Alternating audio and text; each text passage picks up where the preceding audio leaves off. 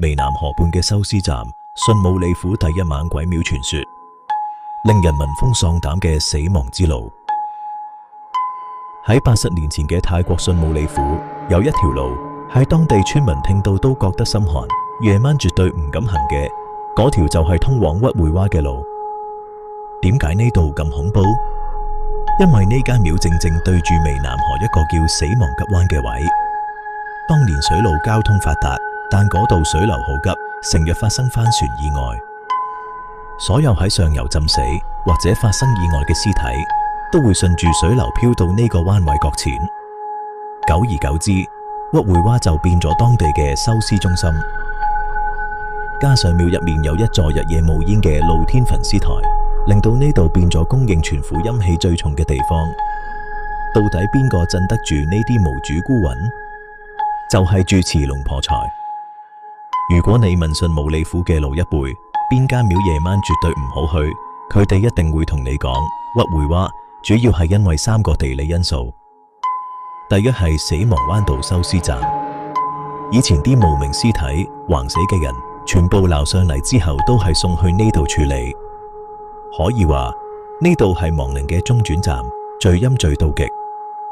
第二係百年古樹林嘅極陰磁場，直到今日廟入面仲有一片好高好大嘅百年橡膠樹林，呢啲樹茂密到連太陽都曬唔入，成個舊墳場區中年陰陰冷冷。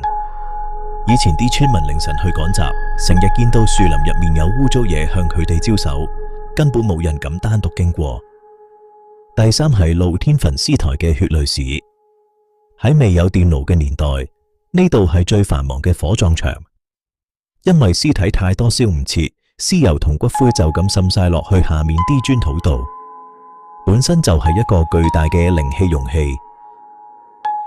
龍婆財大師喺佛曆2425年出世，20歲受戒。佢接受鬱會灣嘅時候，如果冇反咁上下修為，根本壓唔住嗰度嘅好兄弟。大師雖然製作嘅聖物好多含有陰料，但佢其實非常慈悲。老一輩人成日見到一個畫面，師父朝早去化緣，師父後面竟然跟住一排野貓同野狗，好似排隊咁乖乖跟住佢。原本係天敵嘅貓狗，喺師父嘅磁場入面竟然可以和平共處，呢個就係人緣法門嘅最高境界。喺二戰時期，民不聊生，好多小朋友冇書讀。龍婆財為咗籌錢起學校，決定打破常規。佢用古法控靈術，將百年老樹氣場同焚屍台骨灰煉化，做咗一批驚天地泣鬼神嘅澎湃佛牌同信眾結緣。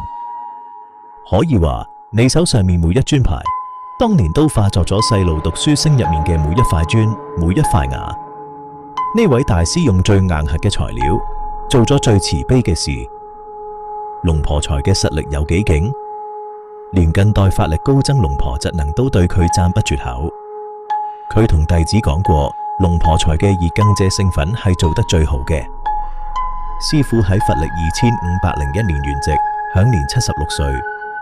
雖然佢已經離開咗我哋，但佢留低嘅法脈同呢啲傳奇聖物，依然守護住好多信眾。呢位守護死亡灣道嘅一代宗師，追求極致人緣同化解敵意。如果你都對呢段歷史感興趣，記得訂閱我哋，了解更多傳說。